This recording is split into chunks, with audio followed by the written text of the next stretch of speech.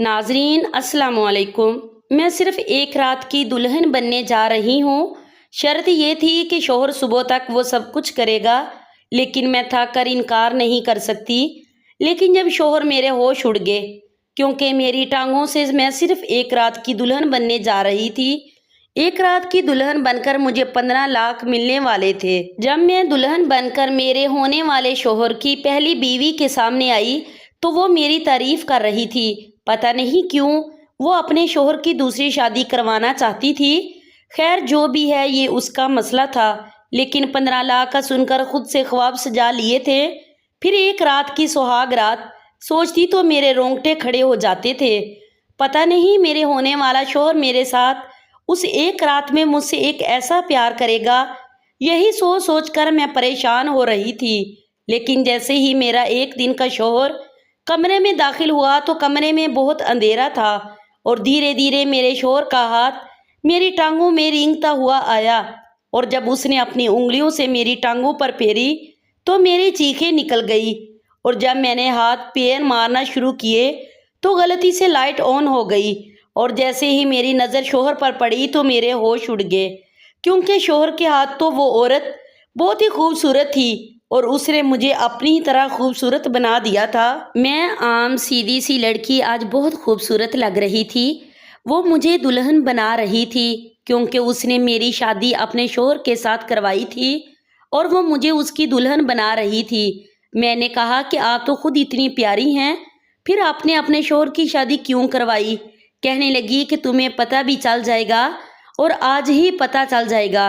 जो बात मैंने तुम्हें समझाई थी वो तुम्हें याद है ना? मैंने कहा जी मुझे याद है। उसने मुझे अच्छे से तैयार किया, मुझे अपने घर ले गई। उसके घर में कोई भी और नहीं था, मुझे उसका शोहर भी कहीं नज़र नहीं आया था। मैंने तो देखा ही नहीं इनको। आपने मेरी शादी अपने शोहर से क्यों करवाई और कैसे दिखती है मुझे नहीं पता। उसने कहा कि आज की रात तुम देख ही लोगी। वो मुझे बड़े से कमरे में बैठा गई। कमरा बहुत बड़ा था, ये लोग बहुत ज़्यादा अमीर थे। मैं वहाँ बेड पर बैठ गई तो वो कहने लगी तुम थोड़ी देर बैठकर आराम करो, मैं अपने शोहर को भेजती हूँ। अरे हाँ, वो तो अब तुम्हारा शोहर है, मैं तुम्हारे शोहर को भेज देती हूँ। वो मुस्कुराकर कहने लगी और वहाँ से चली गई। मैं अपने शोहर का इंतज़ार कर ही रही थी जब थोड़ी देर के बाद वो कमरे में दाखिल हुआ और उसने दरवाज़ा बंद कर दिया। जैसे ही उस पर रोशनी पड़ी मैं इसे देखकर हैरान रह गई। ये तो 6 फुट का लंबा आदमी था और उसकी शक्ल उफ। मैंने दोनों हाथों से अपने लहंगे को उठाया और उस कमरे से बाहर जाने लगी। बस मुझे यहाँ से भागना था। मैं उस आदमी के साथ ज़िंदगी क्या, मैं तो 1 घंटा भी नहीं गुजार सकती थी। और उसने मुझे रोक लिया और कहा कि क्या हो गया है, तुम तो मेरी बीवी हो। मैंने कहा कि मुझे जाने दो।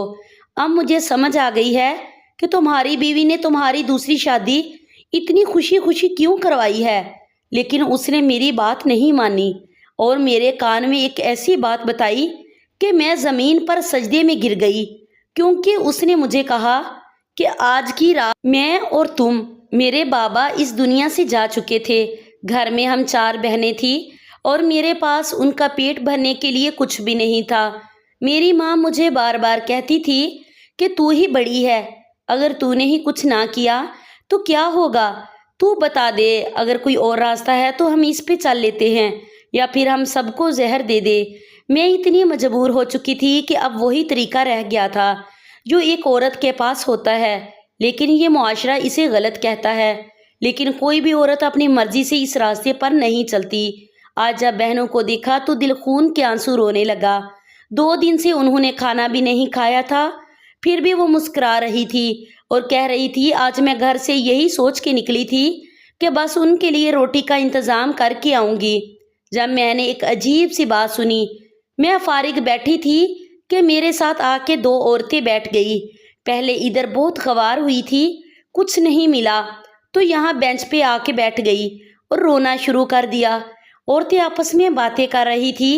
कहने लगी अगर मैं कंवारी होती तो मैं तो ऐसे मौके से फ़ायदा उठाती। सिर्फ एक रात के 15 लाख रुपये कौन देता है? जब मैंने ये बात सुनी तो मैं भी हैरान रह गई कि एक रात के 15 लाख रुपये से क्या मतलब है। कौन सी पैसों की वो औरतें आपस में बातें कर रही थी और कह रही थी कि ये तो सिर्फ कुंवारी लड़कियों के लिए है।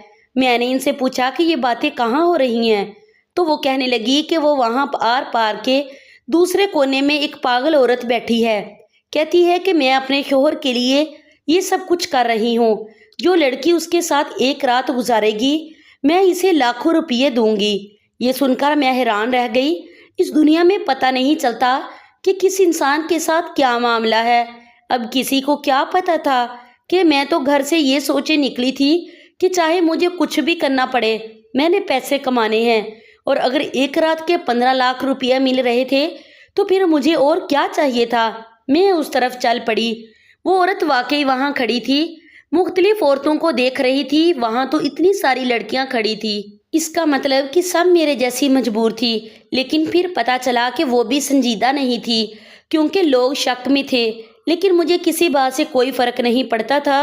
मैंने इसे कहा कि मैं तैयार हूँ। वो कहने लगी कि हाँ, तुम तो हो भी बहुत खूबसूरत, मुझे बिल्कुल तुम जैसी ही लड़की चाहिए थी। मुझे ऐसा लगा कि जैसे ये सब कुछ मेरी किस्मत में लिखा था, क्योंकि जब किस्मत में लिखा होता है तो फिर फौरन से ही सब कुछ हो जाता है। और मेरे साथ भी यही हुआ। उसने मेरा हाथ पकड़ा और मुझे अपनी गाड़ी में लेकर आ गई। उसकी गाड़ी बहुत ठंडी थी। गर्मी से जब मैं एसी वाली गाड़ी में बैठी तो मेरा दिमाग चलना शुरू हो गया। मैंने कहा कि आप मुझे बताइए कि आप क्या कह रही हैं। उसने कहा कि मैं तुम्हें कोई तफसील नहीं बताने वाली। तुम्हें मेरे शौहर के साथ एक रात गुजारनी है और मैं तुम्हें इसके पैसे दूंगी।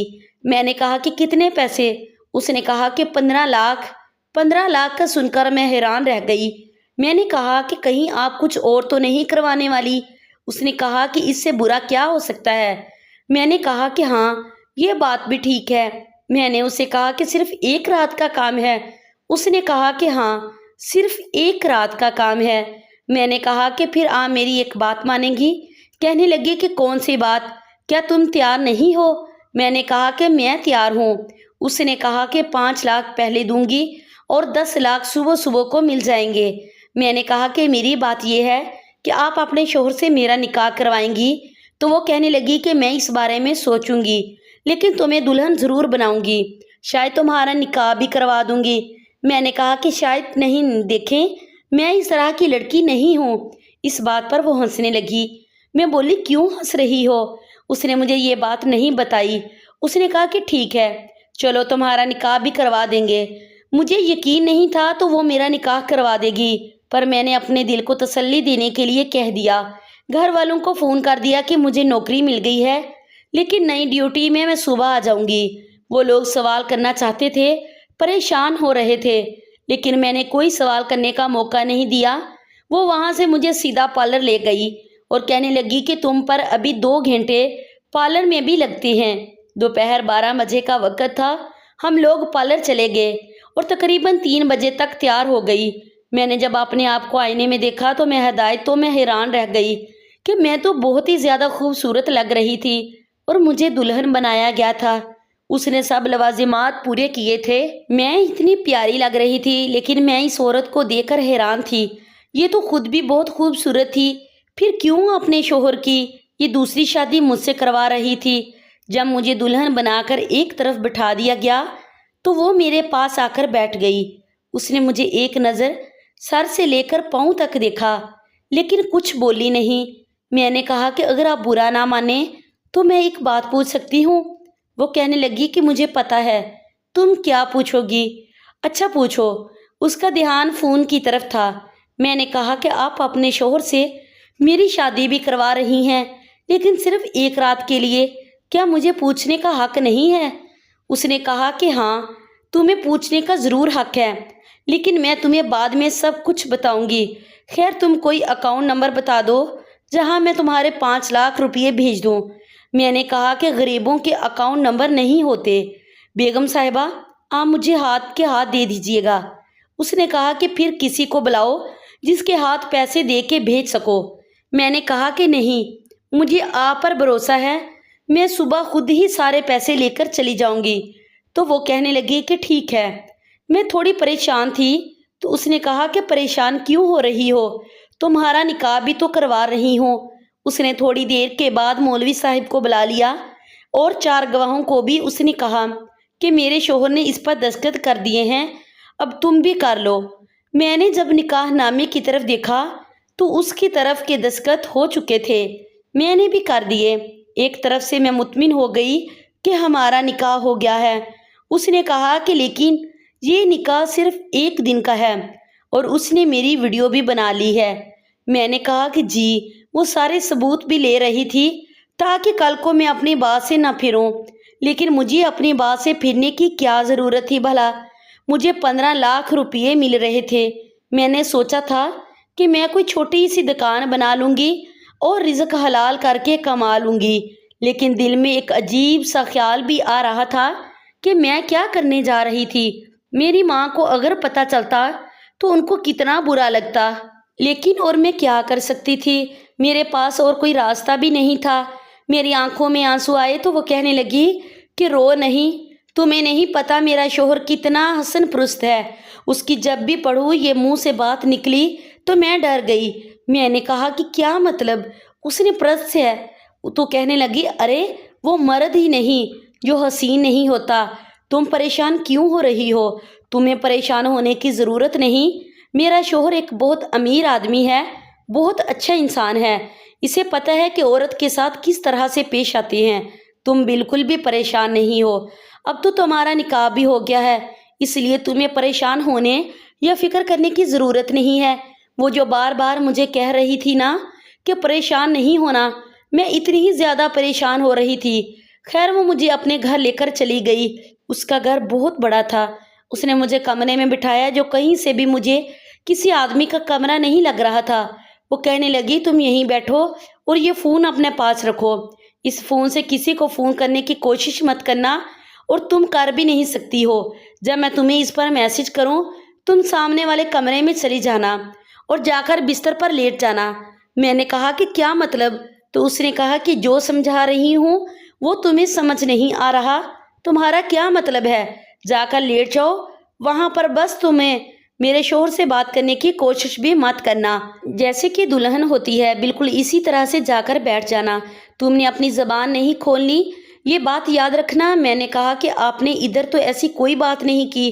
تو اس نے کہا کہ ہاں تمہیں تو کیا لگتا ہے کہ میں تمہیں اس کام کے 15 لاکھ کیوں دے رہی ہوں؟ ظاہر ہے کچھ نہ کچھ تو ایسا ہوگا جو نارمل نہیں ہوگا۔ میں نے کہا کہ ویسے تو یہ بھی نارمل نہیں ہے کہ آپ اپنے شوہر کی دوسری شادی کروا رہی ہیں، وہ بھی صرف 1 رات کے لیے۔ ہاں مجھے پتا تھا کہ یہ سب اتنا بھی نارمل نہیں ہوگا، میں یہ کیسے کروں گی؟ اگر انہوں نے مجھ سے کوئی بات پوچھ لی، کوئی سوال کر لیا تو کہنے لگی کہ کوئی ضرورت نہیں ہے تمہیں جواب دینے کی۔ اگر ایسی کوئی بات ہوئی جس کا جواب ہاں میں ہوا تو وہ تم ہاں میں سر ہلا دینا، باقی سب کچھ میں سنبھال لوں گی۔ اس عورت کو بہت زیادہ غصہ آتا تھا، وہ اپنے فون میں کافی دیر سے لگی ہوئی تھی، بار بار وائس کرتی تھی اور وائس میسج سننے کے لیے کون سی لگاتی تھی تاکہ کوئی اور نہ سن سکے۔ کوئی تھا فون پر دوسری طرف جس کو ایک ایک پل کی خبر دے رہی تھی اور مجھے ایسا لگتا تھا کہ وہ اس کا شوہر ہی تھا، کیونکہ جب نکاح ہو گیا تو اس نے یہ بھی کہا کہ ہاں نکاح کروا دیا ہے۔ وہ شخص اس کے لیے بہت فکر مند تھا، ان کی اس کے لیے اگر ان دونوں میں اتنا ہی پیار تھا تو پھر میرے ساتھ یہ سب کچھ کیوں ہو رہا تھا؟ خیر مجھے پیسوں سے مطلب ہونا چاہیے تھا، لیکن میں کوئی بھی کاروباری لڑکی نہیں تھی جو ہر وقت پیسوں کے بارے میں ہی سوچتی رہتی۔ خیر اب وہ ٹھیک کہہ رہی تھی کہ اگر میں یہ سب نہیں کر سکتی تو مجھے یہاں تک نہیں ہونا چاہیے تھا۔ اس نے مجھے اور بھی ایسی بہت سی باتیں سمجھائی جو میں ابھی آپ لوگوں کو نہیں بتا سکتی، پر میری اس کہانی میں آگے چل کے آپ لوگوں کو خود ہی پتہ چل جائے گا کہ اس پوائنٹ پہ مجھے یہ نہیں پتہ تھا کہ آج میری زندگی کا سب سے عجیب اور سب سے مشکل دن ہے، یہاں تک کہ رات بہت مشکل ہونے والی تھی۔ میں اس کمرے میں بیٹھ گئی اور اس نے مجھے کہا کہ جیسے ہی میں تمہیں میسج کروں اور جو بھی لکھا ہو تم اس کا مطلب یہی سمجھنا کہ تمہیں سامنے والے کمرے میں جانا ہے، سیدھی جا کر بستر پر لیٹ جانا۔ میں وہاں سے چلی گئی اور میں یہ دیکھ کر حیران رہ گئی کہ وہ باہر کا دروازہ کھلا چھوڑ کر گئی تھی۔ میں یہاں سے بھاگ بھی تو سکتی تھی، میں ڈر بھی تو سکتی تھی، لیکن شاید اس نے پہلے یہ اندازہ لگا لیا تھا کہ میں بھاگنے والوں میں سے نہیں، खैर मैं वहाँ बैठी थी और मुझे ऐसा लगता था कि वो मुझे यहाँ बिठा के भूल गई है। फिर थोड़ी देर के बाद इस फ़ोन पर मैसेज आया, लिखा कि जाओ कमरे में। अपना लहंगा संभालती हुई उठी और कमरे के अंदर चली गई और सीधी जाकर मैं बिस्तर पर लेट गई। मुझे नहीं पता था कि कमरे में कोई था, लेकिन कमरे में अंधेरा भी था। आसपास देखने की कोशिश कर रही थी, पर अंधेरे में कुछ नज़र नहीं आ रहा था। मैं कहाँ थी, ये किसका कमरा था, मुझे नहीं पता था। लेकिन यहाँ से बहुत अच्छी खुशबू आ रही थी और आसपास बहुत बड़े बड़े और महंगे फर्नीचर पड़े हुए थे। शायद ये उसके शोहर का कमरा था, पर इस कमरे की लाइट क्यों बंद थी? मैंने रोना शुरू कर दिया क्योंकि मुझे डर लग रहा था। मेरी माँ और मेरी बहनें मेरे लिए ज़रूर फिक्रमंद होंगी, वो मुझसे रब्ता करने की कोशिश कर रही होंगी, लेकिन मेरे पास तो कोई फ़ोन भी नहीं था। मैंने पहले भी इनको बाज़ार के फ़ोन से फ़ोन करके बताया था कि ये बात है। वो बहुत परेशान हो गई क्योंकि मैंने घर से बाहर कभी रात नहीं गुजारी थी। वो भी यही था कि उनको क्या पता था कि मैं किस हद तक पहुंच गई थी, क्या कर रही थी। ये सब कुछ बहुत अजीब था, लेकिन ये नहीं पता था कि अभी इससे भी कुछ और ज़्यादा होने वाला था। कभी कभी हम अंदाज़ा नहीं लगा पाते कि हमारी ज़िंदगी में क्या होने वाला है। एक मजबूत इंसान की ज़िंदगी किसी ऐसे राइटर की लिखी हुई कहानी होती है जिसने ज़्यादा सोच समझ के नहीं लिखा। मुझे भी मेरी ज़िंदगी अब ऐसे ही ये कहानी लग रही थी और मैं ये सोचने से कासिर थी कि आगे क्या होने वाला है। इसका शोहर कहाँ था? मुझे उसके कमरे में क्यों बंद किया गया? और वो खुद मुझे यहाँ भेजकर गायब क्यों हो गई थी? अभी तक मैंने उसके शोहर को नहीं देखा था। वैसे अब वो मेरा शोहर भी था, लेकिन वो था कहाँ? थोड़ी देर की बाद कमरे के दरवाजे पे हलचल की आवाज़ आई हुई थी। कमरे के अंदर दाखिल हुआ तो उसने भी लाइट ऑन नहीं की और वो सीधा बाथरूम में चला गया। ऐसा लगता था कि इसको पता ही नहीं कि कमरे में कोई बैठा है, और मुझे भी तो यहाँ पर इसी तरह से बैठाया गया था और कहा था कि तुमने एक लफ्ज़ भी नहीं बोलना। उसने बाथरूम में बहुत वक्त लगाया। वो कोई गाना भी गुनगुना रहा था। उसकी आवाज़ से वो मुझे 35 साल का कोई आदमी लग रहा था। थोड़ी देर के बाद आकर बिस्तर के दूसरे किनारे पर बैठ गया और जब इसे पता चला कि मैं इसी कमरे में हूँ तो वो कहने लगा, ओ मिसबा, तुम पहले से ही यहाँ पे हो। सुबह तो मुझसे इतना झगड़ा कर रही थी, लगता है तुम्हारी अकल ठिकाने आ गई। मेरा नाम मिसबा नहीं था, मेरा नाम अलिशबा था, लेकिन उसको मेरे नाम के बारे में क्या पता? क्यों नहीं पता था? हमारा तो निकाह हुआ था। कहीं मिसबा इसकी बीवी का नाम तो नहीं था? वरना वो ये नाम क्यों बोल रहा था? और मुझे तो बोलने का हुक्म नहीं था। मुझे तो कहा गया था कि तुमने बोलना ही नहीं, इसीलिए मैं चुप थी। वो कहने लगा, अच्छा ठीक है, माफ़ किया तुमको तो तुम औरतों को माफ़ी मांग ही नहीं आती, अपनी गलती कभी नहीं मानती हो, बस मुंह बना के बैठ जाती हो और हम मर्द तुम्हें माफ़ कर देते हैं। लेकिन खैर है, अब हम क्या कर सकते हैं? मैं तुम्हारा शोहर हूँ, तुम मुझे ही नहीं तुम्हें मनाना पड़ेगा। खैर आज तुम बोल क्यों नहीं रही? और ये तुमने कैसे कपड़े पहन रखे हैं? शायद वो मुझे अंधेरे में देखने की कोशिश कर रहा था, लेकिन अचानक मेरे मुंह से चीख निकली। मेरा हाथ लैंप पे लगा और रोशनी हो गई। मुझे उस औरत ने कहा था कि तुमने अपने मुंह से कोई आवाज़ नहीं निकालनी। उस शख्स की तरफ जब मैंने देखा था, मैं हैरान रह गई। वो भी बुरी तरह से हैरान था। उसके बाद जो हुआ वो कुछ बहुत ही ज़्यादा अजीब था। लेकिन जैसे ही सुबह की रोशनी फैली, किसी ने दरवाजे पर बुरी तरह से दस्तक देना शुरू कर दिया था। पता नहीं कौन था, लेकिन ऐसा अंदाज था जैसे चोर के दरवाजे पर पुलिस दस्तक देती है। थोड़ी देर के बाद दरवाज़ा खुल गया तो सामने वही औरत खड़ी थी जो मुझे यहाँ तक लेके आई थी, और उसका नाम भी मिसबा था। वो अकेली नहीं और उसके साथ एक बूढ़ी औरत, कुछ मर्द कुछ औरतें भी थी। कहने लगी कि ये देखें, आपका बेटा क्या कर रहा है, मेरे साथ निकाह में होते हुए किसी और लड़की के साथ इस कमरे में। तौबा तौबा, देखें ये सब कुछ क्या है? मैं ये सुनकर बहुत डर गई और उन लोगों की नज़रों का शिकार होने लगी। और उसका शोहर, जिसका नाम फरहान था, वो चुपचाप खड़ा था। तो रिश्तेदारों ने कहा कि कल तक तुम तो बहुत बड़े अच्छे शोहर बन रहे थे, कह रहे थे कि बीवी से बढ़कर मेरे लिए कुछ नहीं, और अब ये इसका मतलब कि तुम गलती पर हो। वो चुप करके सारी बातें सुन रहा था। उसकी बीवी भी हैरान हो रही थी कि ये कोई रद्द अमल क्यों नहीं दे रहा। फिर उसने कहा कि हाँ, इसमें बुरा क्या है, इस लड़की का तो मेरे साथ निकाह हुआ है। मुझसे एक आदमी ने पूछा जो इनमें सबसे बड़ा था। कहने लगा कि एक लड़की, बता तूने उसके साथ निकाह किया है? मैंने कहा कि हाँ। तो मिसबा ने फ़ौरन कहा कि कोई निकाह नहीं हुआ, इसे कहो कि सबूत पेश करे। मैंने कहा कि आपके पास ही तो सबूत है। कहने लगी कि मेरे पास तो तेरे निकाह का सबूत कैसे होगा? क्या मैं तेरी शादी अपने ही शौहर से करवाऊंगी? मेरा दिमाग ख़राब है। क्या मैं अपने शौहर की शादी करवाऊं ताकि वो मुझे छोड़ दें? ये कैसे बातें हैं? भला कौन सी बीवी अपने शौहर की शादी कम उम्र और खूबसूरत लड़की के साथ करवाती है? उस शौहर की जिससे मैं इतनी मोहब्बत करती हूँ। ये तो आप सब लोग जानते हैं। मुझ पर इल्ज़ाम लगा रहा था कि मेरा किसी लड़के के साथ चक्कर चल रहा है, लेकिन उसने कोई सबूत पेश नहीं किया था।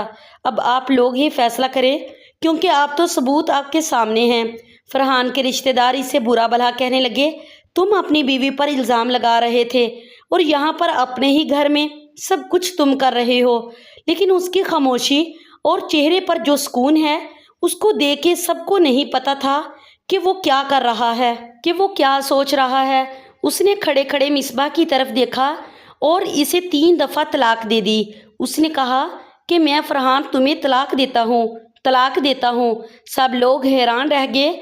मिसबा दिल पे हाथ रख के बैठ गई। उन लोगों ने कहा कि हमारे ख़ानदान में आज तक किसी मर्द ने औरत को तलाक नहीं दी। एक तो तूने गलती की और ऊपर से हम सबके सामने ऐसे भली औरत को तलाक दे दी। वो कहने लगा कि इस भली औरत ने मेरे खिलाफ प्लान बनाया और इतना घटिया प्लान बनाया कि आप लोग सुन लेंगे तो आप कानों को हाथ लगा लेंगे। ये तो सच में मेरी बचत हो गई, आँख खुल गई।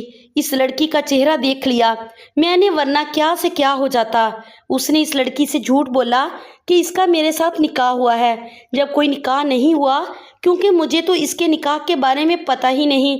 निकाह नामा भी झूठा था। ब्यूटी पार्लर में बैठ के कौन सा निकाह होता है?